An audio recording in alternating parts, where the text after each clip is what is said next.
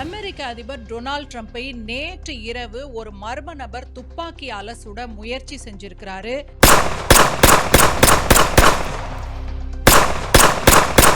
எங்க நடந்தது, எப்படி நடந்தது, யார் அந்த மர்ம நபர்னு அடுத்தடுத்து எல்லாருக்குமே கேள்விகள். அமெரிக்கா முழுசுமே பதற்றம்.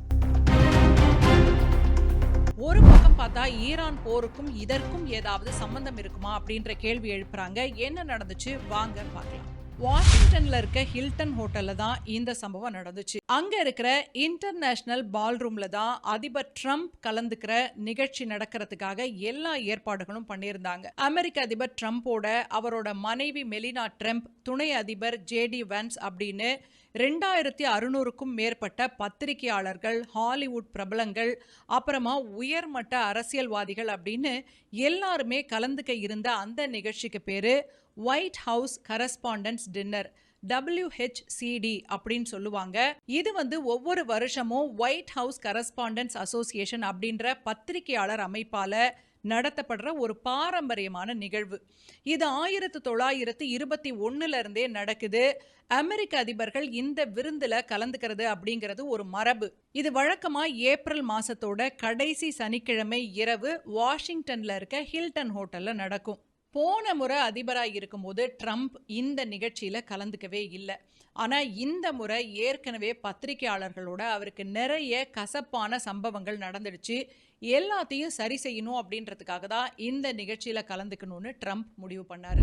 பொதுவா இந்த நிகழ்ச்சியில ஒரு ஸ்பெஷல் பார்ட் இருக்கு. அது என்ன அப்படின்னு கேட்டீங்கன்னா, அதிபரை கிண்டல் செய்யறதுக்குன்னே ஒரு காமெடியன் வருவாரு.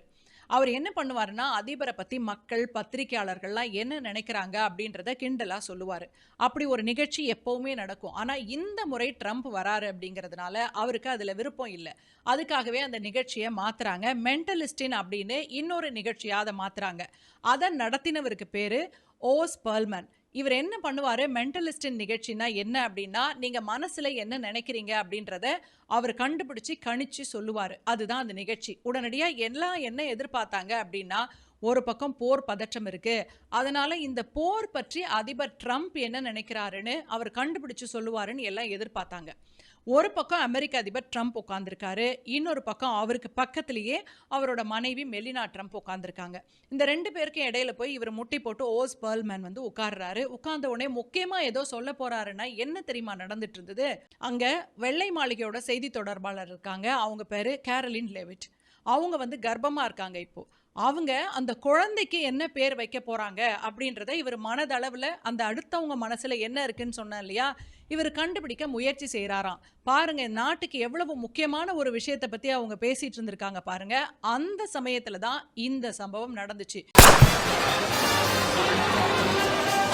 ரொம்ப சாதாரணமா நிகழ்ச்சி நடந்துட்டு இருந்த அந்த சமயத்துல அது முடிஞ்ச உடனே அடுத்ததா ட்ரம்ப் மேடையில உரையாற்றணும். அந்த நேரம் நெருங்கிட்டு இருக்கு. திடீர்னு அந்த இடம் பரபரப்பாகுது.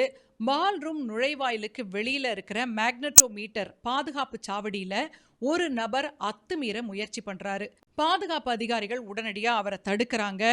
அவரு மறைச்சு வச்சிருந்த ஆயுதத்தை எடுத்து சுட தொடங்குறாரு.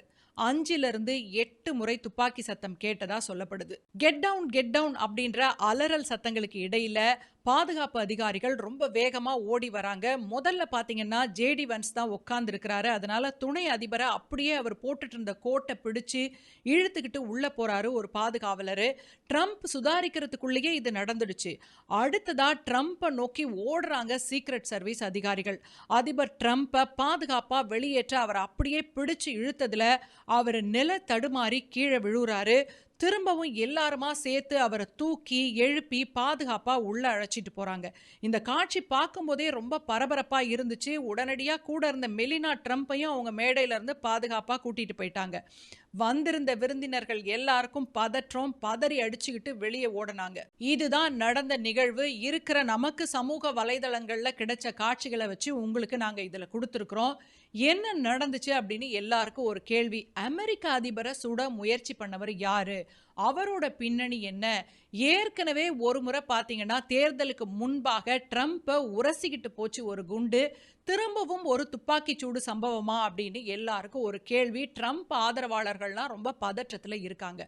யார் அந்த நபர்? நம்ம வாங்க பார்க்கலாம். கலிபோர்னியால டோரன்ஸ் பகுதியைச் சேர்ந்த 31 வயதான கோல் தாமஸ் ஆலன். இவர் தான் ட்ரம்ப்பை துப்பாக்கியால சுடுறதுக்கு முயற்சி பண்ணாரு. இவர் சாதாரண ஆளெல்லாம் கிடையாது. மிகச்சிறந்த கல்வி பின்னணி இவருக்கு இருக்கு. California Institute of Technology, Caltech அப்படின்னு சொல்லுவாங்க. அங்க மெக்கானிக்கல் இன்ஜினியரிங்ல இவர் பட்டம் வாங்கியிருக்கிறாரு. அதுக்கு பிறகு கணினி அறிவியல்ல முதுகலை பட்டமும் வச்சிருக்கிறாரு. இது மட்டும் இல்ல, கடந்த 2014ல நாசாவோட ஜெட் ப்ரொபல்ஷன் ஆய்வகத்துல இன்டர்னா வேலை செஞ்சிருக்கிறாரு. அந்த அனுபவமும் இவருக்கு இருக்கு. வீடியோ கேம் தயாரிக்கிற வேலையும் செஞ்சிட்டு இருந்தாரு. குறிப்பா போர்டம் அப்படின்ற கேமை உருவாக்கின இவரு C2 எஜுகேஷன் மையத்துல ஆசிரியரா வேலை செய்யறாரு. 2024ல சிறந்த ஆசிரியருக்கான விருதையும் இவர் வாங்கியிருக்காரு அப்படிங்கிறது ரொம்பவே ஆச்சரியமான ஒரு தகவல். சரி, இதெல்லாம் இருக்கட்டும். அமெரிக்க அதிபர் கலந்து கொள்ளக்கூடிய ஒரு நிகழ்ச்சி ஒரு ஹோட்டல்ல நடக்குது. அங்க எப்படி ஒருத்தர் துப்பாக்கியோட போனாரு அப்படின்ற கேள்வி நிறைய பேருக்கு இருக்கும். கோல் தாமஸ் ஆலன் பாத்தீங்கன்னா அந்த ஹோட்டல்ல அதிகாரப்பூர்வமா ஒரு விருந்தினரா தங்கி இருந்தாரு. அந்த விருந்தினர் அந்தஸ்து தான் அவருக்கு ரொம்ப சாதகமா அமைஞ்சிச்சு. பொதுவா இந்த மாதிரியான உயர்மட்ட நிகழ்ச்சிகள் நடக்கிறப்போ ஹோட்டலோட வெளிப்பகுதிகளில் கடுமையான சோதனைகள் இருக்கும். ஆனா அவர் ஏற்கனவே ஹோட்டல்ல தங்கி இருந்ததுனால பொதுவான நுழைவாயில்கள்ல இருக்கிற மெட்டல் டிடெக்டர் சோதனைகள்ல இருந்து அவர் தப்பிச்சிட்டாரு. ஆலன் கிட்ட ஒரு ஷார்ட் கன் இருந்திருக்கு, ஒரு கை துப்பாக்கி இருந்திருக்கு. அது மட்டும் இல்லாம பல கத்திகளும் இருந்திருக்கு. சரி, இதையெல்லாம் இவர் எப்படி ஹோட்டலுக்குள்ள எடுத்துட்டு போனாரு, ஹோட்டல்ல எப்படி அனுமதி கொடுத்தாங்க அப்படின்னு கேக்குறீங்க இல்லையா? அவர்கிட்ட பெரிய லக்கேஜ் பைகள் இருந்திருக்கு. அதுல இசைக்கருவி பெட்டிகளை எடுத்துட்டு போற மாதிரி இதையெல்லாம் உள்ள எடுத்துக்கிட்டு போயிருக்கலாம் அப்படின்னு போலீசார் சொல்றாங்க. ஹோட்டல் ஊழியர்கள் வழக்கமா விருந்தினர்களோட உடைமைகளை அறைக்கு எடுத்து செல்ல உதவி செய்வாங்களே தவிர பெரிய அளவுல சோதனை செய்ய மாட்டாங்க. இப்போ என்ன சொல்றாங்கன்னா, கோல் தாமஸ் ஆலன் இருக்கார் இல்லையா, ட்ரம்ப்பை துப்பாக்கியால சுட முயற்சி செஞ்சவர், இவர் ஏற்கனவே திட்டம் போட்டு தான் இந்த ஹோட்டல்ல அறை எடுத்து தங்கி இருக்கிறாரு. அதனால தான் சரியா இந்த பால் ரூம்ல மீட்டிங் நடக்கிற நேரமா பார்த்து அவர் ஆயுதத்தோட வந்திருக்கிறாரு அப்படின்னு அந்த திசையை நோக்கி தான் இப்ப விசாரணை போய்கிட்டு இருக்கு. என்ன நடந்துச்சுன்னா, திரும்பவும் நம்ம அந்த ஓஸ் பெர்ல்மன் நிகழ்ச்சி நடந்த இடத்துக்கே வருவோம். சரியா இரவு 8:36 அந்த சமயத்துல ட்ரம்ப்புக்கும் மெலினா ட்ரம்ப்புக்கும் இடையில ஓஸ் பெர்ல்மன் பேசிக்கிட்டு இருக்காரு. அதே சமயத்துல தான் கோல் தாமஸ் ஆலன் ஹோட்டலோட பால் ரூம் நுழைவாயில்ல இருந்த மெட்டல் டிடெக்டர் சோதனையை தாண்டி உள்ள நுழையறதுக்கு முயற்சி பண்றாரு. அங்க பணியில இருந்த சீக்ரெட் சர்வீஸ் அதிகாரிகள் உடனடியா அவரை தடுத்து நிறுத்துறாங்க. அதே நொடியில ஆலன் தன்னோட கையில இருந்த துப்பாக்கியால பாதுகாப்பு அதிகாரியை நோக்கி நெஞ்ச பார்த்து ரொம்ப பாயிண்ட் பிளாங்க் ரேஞ்சுன்னு சொன்ன இல்லையா, ரொம்ப நெருக்கத்துல இருந்து சுட்டிருக்கிறாரு. ஆனாலும் அந்த அதிகாரி உடனடியா இந்த நபரை வளைச்சு பிடிச்சாரு. எப்படின்னு பார்க்கலாம். நம்ம அவ்வளவு நெருக்கத்துல இருந்து ஒரு கை துப்பாக்கி குண்டு அவரை தாக்குச்சுன்னா உயிருக்கே ஆபத்தா தான் முடிஞ்சிருக்கும். ஆனா அந்த அதிகாரி போட்டிருந்தது பாத்தீங்கன்னா உயர்தரமான லெவல் 3A பேலிஸ்டிக் வெஸ்ட் அப்படின்னு சொல்லுவாங்க. அதை தான் அவர் போட்டிருந்தாரு. இது ரொம்ப வேகமா வரக்கூடிய துப்பாக்கி குண்டுகளை தடுத்து அதோட வேகத்தை உள்வாங்கிக்கும். அதே சமயத்துல பாதிப்பு எதுவும் ஏற்படாது. குண்டு கவசத்தை துளைக்கல அப்படின்னாலும் அந்த தாக்குதலோட வேகத்தினால கைனட்டிக் எனர்ஜின்னு சொல்லுவாங்க இல்லையா, அதனால அந்த அதிகாரியோட நெஞ்சு பகுதியில பலத்த சிராய்ப்பும் தசை பிடிப்பும் ஏற்பட்டதா செய்திகள் வந்திருக்கு. இருந்தாலும் அவரோட உடல்ல இருக்க முக்கியமான உறுப்புகள், நெஞ்சு பகுதியில இருக்க இதயம், நுரையீரல், இதுக்கெல்லாம் எந்த பாதிப்பும் இல்லை அப்படின்னு சொல்றாங்க. பொதுவாவே அமெரிக்கால சீக்ரெட் சர்வீஸ் அதிகாரிகள் இருக்காங்க இல்லையா, அவங்களுக்கு ஒரு விதிமுறை இருக்கு. ஆடைக்கு உள்ள யாருக்கும் தெரியாத மாதிரி கன்சீல்டு வெஸ்ட் அப்படின்னு சொல்லுவாங்க. அந்த மாதிரி இந்த புல்லட் ப்ரூஃப் ஜாக்கெட்டை அவங்க போட்டுக்கணும். அதுக்கு விதிமுறை இருக்கு. அதனால தான் அவர் உயிர் தப்பிச்சிருக்கிறாரு. இல்லைன்னா இந்த குற்றவாளி சுட்ட வேகத்துக்கு அந்த அதிகாரி உயிரிழந்திருப்பாரு. இந்த தாக்குதலுக்கு பின்னாடி அதிபர் ட்ரம்ப் அந்த வீரரோட தைரியத்தை பாராட்டி அறிக்கை வெளியிட்டிருக்காரு. FBI உடனடியா விசாரணையை தொடங்கி இருக்கு. விசாரணையில என்ன தெரிஞ்சிருக்குன்னா, இதுவரைக்கும் ஆலனோட சகோதரி வாஷிங்டன் டிசில இருக்காங்க, அவங்கள பாக்குறதுக்காக தான் இவர் வந்திருக்காரு அப்படின்னு சொல்றாங்க. உண்மையிலேயே அவர் தன்னோட சகோதரிய பார்க்க தான் வந்தாரா, இல்லனா இது ஒரு திட்டமிட்ட தாக்குதலா அப்படின்னு FBI ரொம்ப தீவிரமா விசாரிச்சுக்கிட்டு இருக்காங்க. ஆலன் திட்டம் போட்டுதான் இந்த நிகழ்ச்சி நடக்கிற நேரத்துல அறைய முன்பதிவு செஞ்சிருக்கிறாரு. அதனால இப்படி ஒரு துப்பாக்கி சூட்டை நடத்துவதற்கான நோக்கம் அவருக்கு இருந்தது அப்படின்னு புலனாய்வு அதிகாரிகள் சொல்றாங்க.